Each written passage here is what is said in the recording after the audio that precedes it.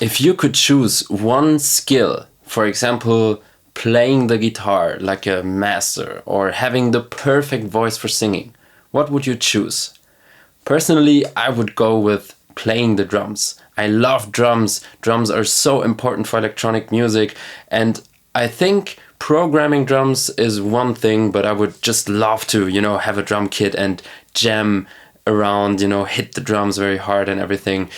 Well, anyway, I'm not a drummer, but I want to show you today how you can make electronic drums, how you can make variations for electronic drums, and what's important in making those loops into real tracks. Like you have a 1-bar loop, but over time it's gonna get boring. So what do we do to actually keep it interesting without like having too much happening, right? Let's jump into the video, and also don't forget to grab your free drum samples. We're going to use all those samples in the video today, and if you want to use them as well, just follow the link in the description. Let's go.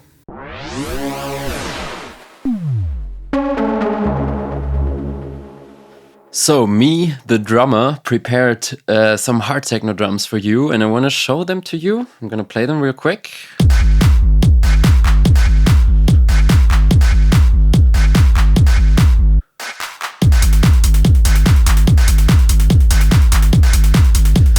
And as you can see here, I think that's a little boring. So what we want to do in this video, we want to have a look at how we can apply variations to our drums to make it more interesting while not doing too much, right? This is very important. We shouldn't do too much. It should always, there's probably a lead synth onto this drums, or maybe like vocals or so, and the drums shouldn't take too much attention, but they should vary, so like subconsciously the listener kind of never gets bored. So let's maybe start with the little break here. So in this part with the kick and bass, only skipping 2 kicks. This is okay, but you can make this a little more interesting. Let's have a listen to this.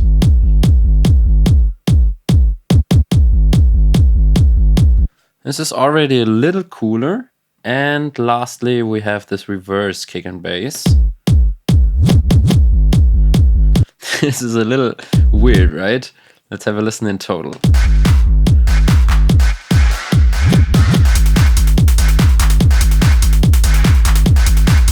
So it works very nice because on the one hand, first of all, we take away the bass line, so it feels a little like it kind of holds you in a low energy state, but you know there's something coming. And then we have like those reverse sounds here, and they just make a cool combination with this kick, reverse, this kick, reverse, this kick, reverse.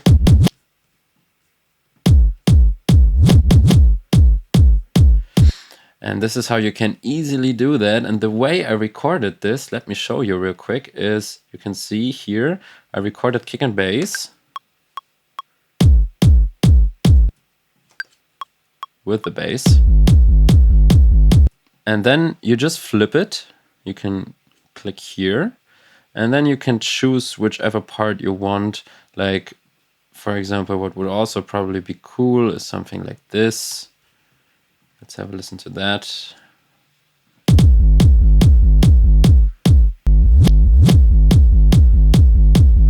Right, and you can always like continue on designing this. You can add reverse hi-hats, everything, right? So for those little breaks, I would do something that is not too much, but just a little variation of what's already happening here. And by the way, if you think this kick and bass is cool, I want to have it. All the samples, as I said, are available as a free download. So now let's check on the hi-hat, specifically on this head right. The offbeat stays the same. There's not much happening on the offbeat, but let's have a listen to this.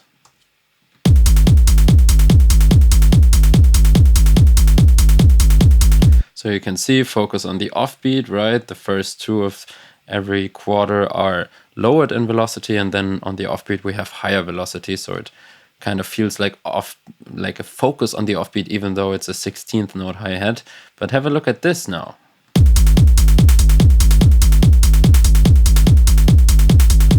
So there's just this little rhythm here, just a change of 2 notes actually. and there's just some differences in the velocity, and somehow it feels much more alive.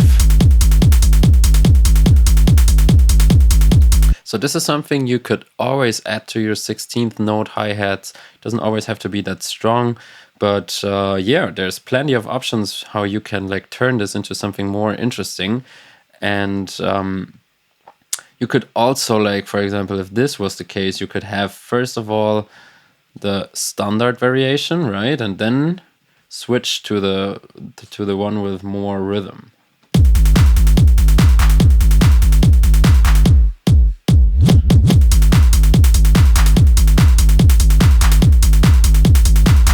Also notice that I kind of put this those velocities, those stronger hits here, in a spot where they communicate with the claps. So it's like a little, like a pattern of some kind. Offbeat clap, offbeat, then there's this accent, offbeat clap, last clap, right? This is some kind of melody, you could argue.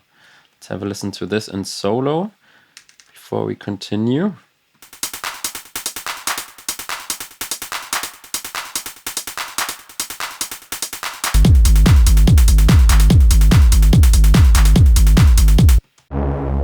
So next up, let's check on the drums here. So the 2 and 4 clap, I kept it like this. You could also vary this, but for this track I thought it might be cooler if we just keep it on the 2 and 4 and rather change up this one just a little bit. So now we have this kind of rhythm going on here.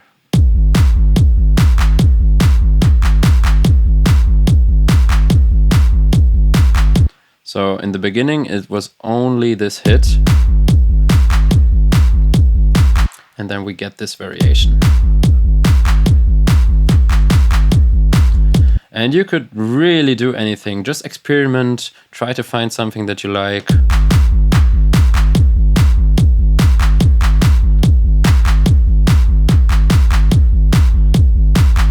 And now, this is exactly what I mean by try to not make it too complicated.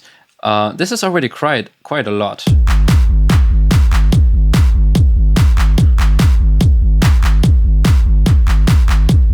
So what you could do now, let's move this here.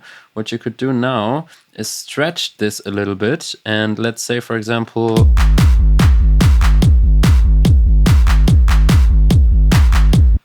so this one, wait, so what we have to do is we have to copy this first, and then let's say this one we don't want here, and this repetition we don't want here.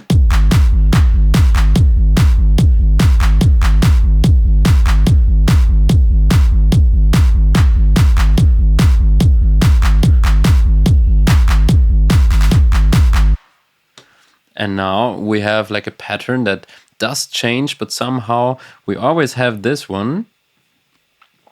So we kind of know this is the actual rhythm, and there's some changes here and there, right? So this is how it works to add those slight variations like this. And yeah, here's actually a little variation, but only in the end.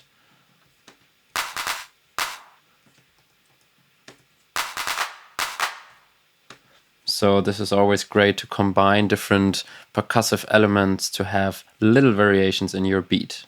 Lastly, let's check out this percussion thing here.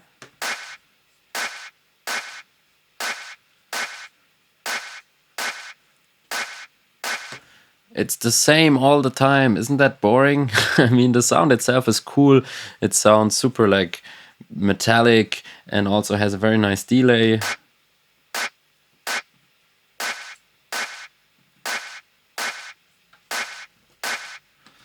But now let's have a look at what's happening here. So you can see the pattern is still the same. For this one, I didn't want to change the position, but rather what I did is I draw a little automation with the release. Have a listen to that.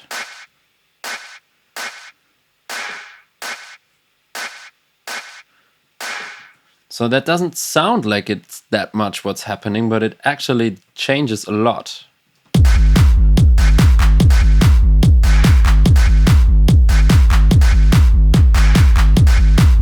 And notice once again, it kind of works together with this clap here.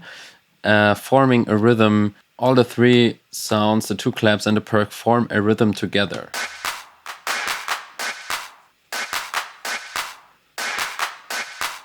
And for the big and final ending, we created this super crazy little transitioning, which sounds like this.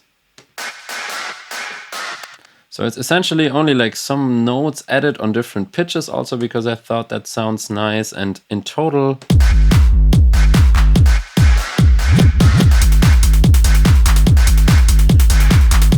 and what you can see now is I changed the pattern up a little bit. In the beginning it was only this one, and then in the second pattern we add this one on the clap. And suddenly there's much more energy being translated from here to there. Let's compare this once again.